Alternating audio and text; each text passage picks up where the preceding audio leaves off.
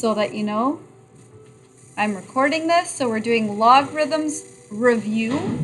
But basically, I'm going to teach you the basics of logarithms. I will start by saying this. Like everything else, we're going to be taking the derivative of this.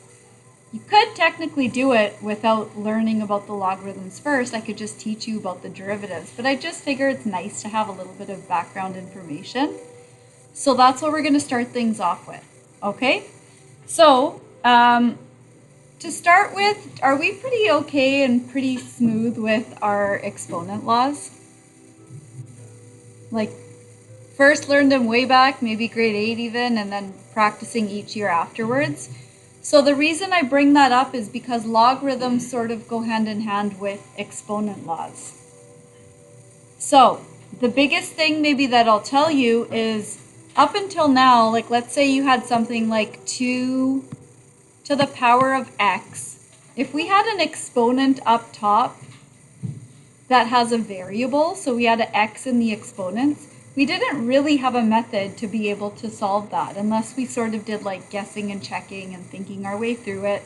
But algebraically, we didn't really have a method to deal with that. Logarithms allows us to be able to do that. So it's a handy tool, like really up until now, you've had this, x to the 2, that we're so used to. We use that all the time. But 2 to the x, we haven't really seen much of. So just to sort of give you some background, this allows you to be able to work with variables up top in the exponent. Good? So to start off with, let's start with something that you for sure know the answer to. So I feel like I should never say that, but I know that you know this. So what's the answer if I have 5 to the power of 3? It's 125. Everybody good with that? And you know me, the only way to do this is to color code it. So let's do that because I feel like that'll make things easier when I then switch to log form. So everyone knows 5 to the 3 is 5 times 5 times 5. We know that it's 125. Yes? If we now want to change this to logarithm form, I'm going to teach you a little, not even a trick, I'm just going to teach you how to deal with this. To change from exponential form, which is what I've done up top, to log form, the base of the exponent, so the base of the power when it's in exponential form, is also the base of the logarithm. Can you tell me what the base is in the exponential form I've written? It's 5. Everyone agrees? So that becomes the little 5 at the bottom, or the base of the logarithm. You could never have a log with just a tiny base at the bottom and nothing attached to it. Like this could never, I could never leave it looking like this. I need to fill something in over here that the little 5 needs to attach to. Kind of like, you know, the 3 up top in the exponent? I could never just have a little 3 hanging out up top as an exponent. Exponents are needy. They need to attach to something, right? So similarly, the base of the logarithm needs something to attach to. And what I'm going to show you is we still have the equal sign there, but I basically just take these two things and I swap them. So you know how 5 was with the 3? I'm going to swap that and say log base 5 of 125 is equal to 3. Do you see what I mean by the swapping? So when you are going to switch from exponential form to log form, we take the base of the exponent and we shrink it down and make it the tiny base of the logarithm, and then we just swap the other two things. Make sense? So there's the skill, or there's the comparison, so that you can start to sort of wrap your head around this. And then I feel like it would be helpful to get you to practice some of these. So let's say, and I'm going to pick numbers you know for sure, but let's say we have something like 2 to the power of 3. What is that equal to, first of all? It's equal to 8. So can you please go ahead and write that in log form? Told you it was going to be baby steps. What does that look like when I rewrite this in log form?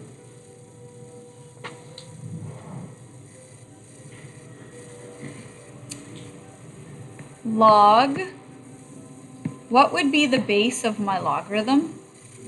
2, what am I taking the log of? 8, and that equals 3. So far so good? Okay, if we go through another few examples, let's say I have something like log base 2 of a half, and I want to know what that's equal to. Don't call it out. I want you to see if you can think your way through this using you could flip this or think of it in terms of exponential form. What must the answer be to something like this? And then I'll show you again, I'm assuming you don't know this stuff. So I'm going to show you a method to help think your way through if you aren't able to just sort of mentally think your way through what it might be.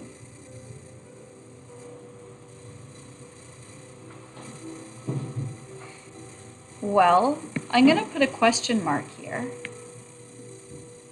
If we were to change this into exponential form, what would the base be in my exponential form? Going to be 2. Do you see, what would the exponent be? The question mark equals 1/2, right? When you are looking at this or trying to work with this, the thing that will make our life easier is to be able to look for similarities. This is the key to math and to life.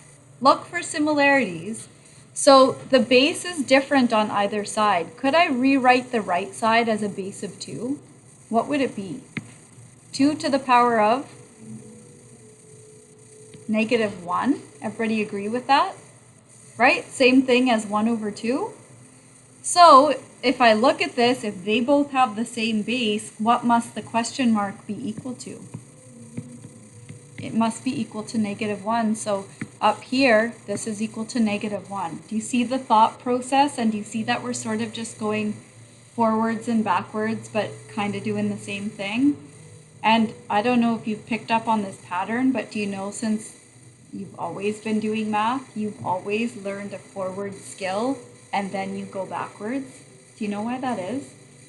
I wonder if you do that in all subjects. I feel like it just sort of lends itself naturally to math, but if you learn how to do something and then you do the opposite of it, that really sort of takes you full circle and helps you to really, like, what's the word? Retain the information a bit better. Make sense?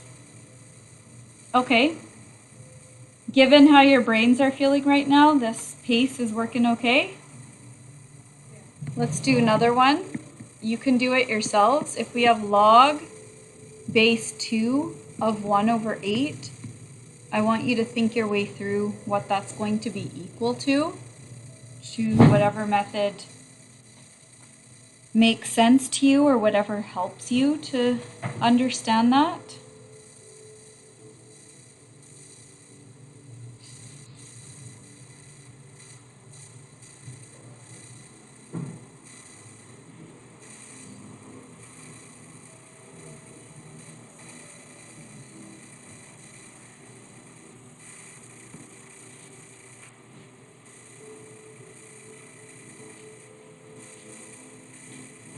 Hi. Oh, good. Thank you. Did you take it in? No, next week. Oh. Yeah, they said it was fine. Yeah. Thank you. Anybody have an answer? -3? We're all good with that? Good? So just again to walk our way through it, 2 to the question mark equals 1/8, but 1/8 is the same thing as 2 to the -3. So we're all good with question mark being equal to -3. So the hope is, you know how if I were to give you 4 to the power of 2 and it just, you know the answer off the top of your head? The hope is that you will eventually get so comfortable with logarithms that the same way the answer will come to the top of your mind just when I have it written in this form. You would look at that and say, oh, that's 2 to the negative 3, so this must be negative 3. Make sense? But if that's not happening naturally, especially if you didn't do this last year, or if you did it online or you didn't spend much time on it, then doing this practice or repetition hopefully should help, at least with understanding the basics. Good? Okay. Let's look at an application of how this might show up. We want to solve for x. If we have log base 2 of 25 minus x, and it equals 3. I'm going to give you a few moments. The hope is you don't need me and you've got this. And if so, we might be done. And if you do need me, then no problem.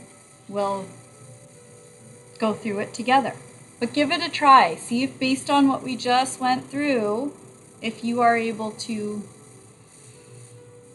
think your way through this. Even if you did do it last year, you sometimes just need a refresher, right?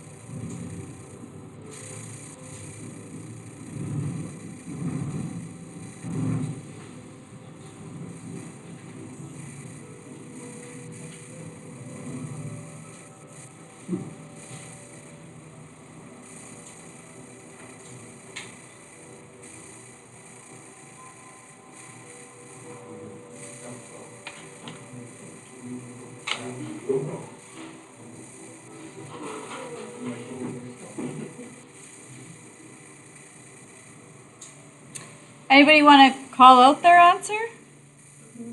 17, we got that? Good. So just to quickly run through it, the base of the log is also the base of the exponent, and then I swapped these two. So 3 equals 25 minus x. Everyone good with that? We know this is equal to 8, so 8 equals 25 minus x. And if I just swap these two, pull the x over, that becomes positive, and then 25 minus 8. So we end up with x equals 17. Good? Good way to practice this is page 352, numbers 1 to 4 all,